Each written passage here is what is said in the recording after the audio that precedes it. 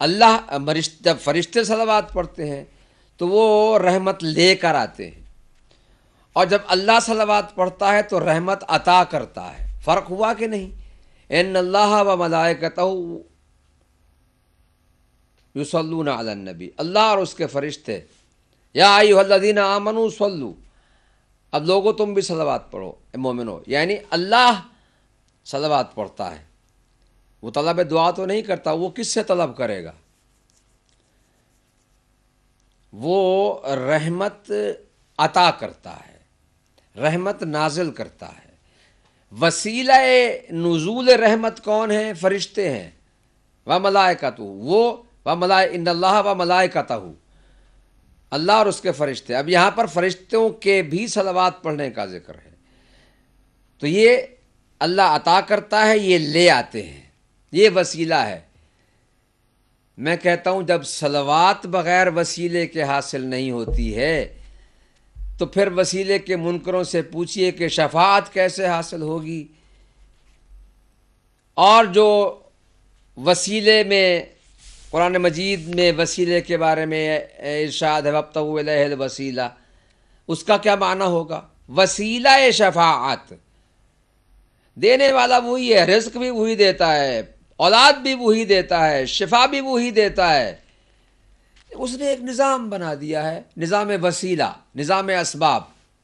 یہ نظام الاسباب وہی نظام وسیلہ ہے، کوئی سبب خود خدا معین کر دیتا ہے، جیسے دعا ہے۔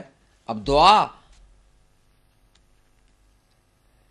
ایسا وسیلہ ہے کہ جس سے حاجات پوری ہوتی ہیں۔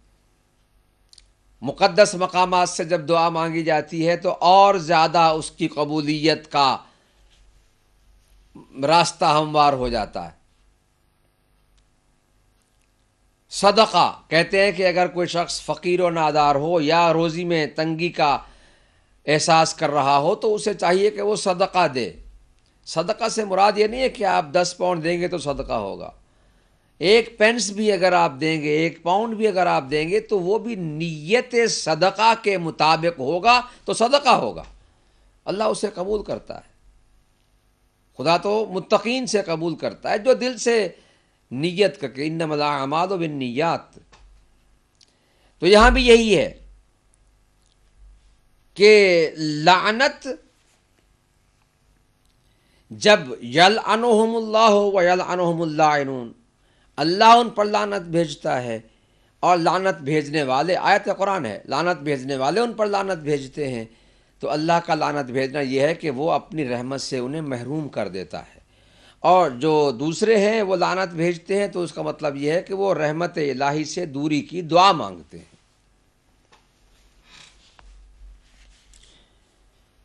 بعض حضرات یہ سمجھتے ہیں کہ شاید کوئی انسان دوسرے انسان کے لیے رحمت الہی کی دوری کی دعا یا طلب کرے تو یہ اچھی بات نہیں ہے۔ مسئلہ یہ نہیں کہ وہ ایک انسان کے لیے کہ جو اس کا نوع بشر ہے، اس حیثیت میں کہ اس کا نوع بشر ہے، یہ بد دعا کر رہا ہے، نہیں، اس حیثیت میں کہ وہ اس عمل قبیح کا مرتکب ہوا ہے۔ ہر عمل جو اللہ کی معصیت ہو وہ قبیح ہے، مگر دشمنی اہل بیت سے بڑھ کر کوئی قبیح عمل نہیں ہے۔ سب سے برا عمل یہ ہے، ہمارے والد محترم رحمۃ اللہ علیہ وہ فرمایا کرتے تھے کہ منبر پر دشمنان اہل بیت کا نام لینے کی کیا ضرورت ہے، ان کی برائی بیان کرنے کی کیا ضرورت ہے، ان کی برائی ہی انہیں کافی ہے، ان کی برائی سب سے بڑی یہ ہے کہ وہ دشمن اہل بیت۔ اہل بیت کے فضائل پڑھے جائیں تو سننے والوں کو یہ خود احساس ہوگا کہ ان ہستیوں کے دشمن کتنے برے ہوں گے، تو یہی ان کی سب سے بڑی برائی ہے۔ باقی سب برائیاں نیچے آتی ہیں، وہ شراب پیتے تھے، وہ جھوٹ بولتے تھے، وہ قتل کرتے تھے، وہ دھوکے دیتے تھے، وہ ڈاکے مارتے، یہ سب کچھ اس کے نیچے ہے۔ دشمنی اہل بیت سب سے بڑا گناہ ہے، سب سے بڑا قبیح عمل ہے، سب سے بڑی برائی ہے۔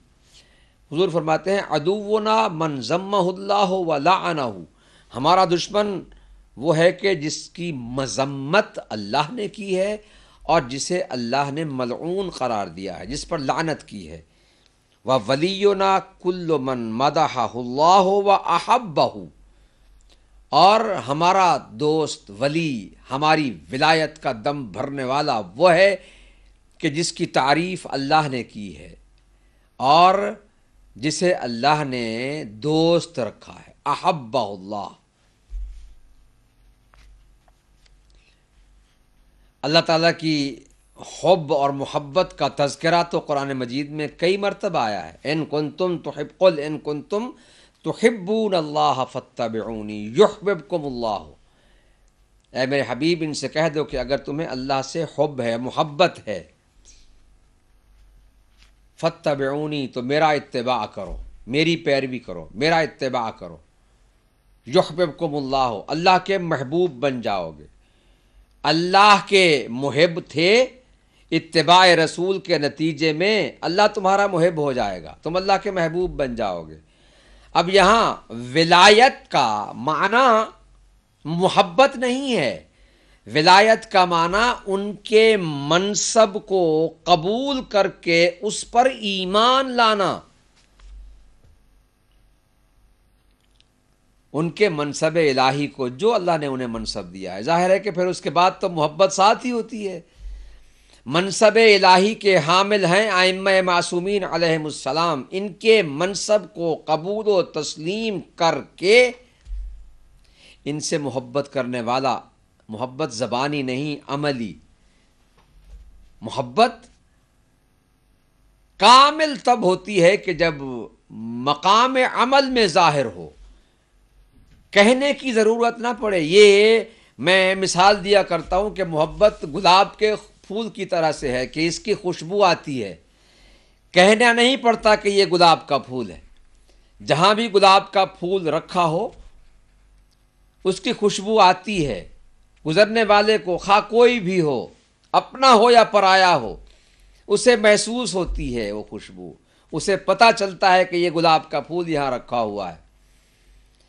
محبت اہل بیت بھی ایسے ہی ہے کہ اس کے آثار خود بخود محسوس کرواتے ہیں۔ شیعتنا من اطاع اللہ، ہمارا شیعہ، ہمارا پیروکار، ہمارا محب وہ ہے کہ جو اللہ کی اطاعت کرتا ہو۔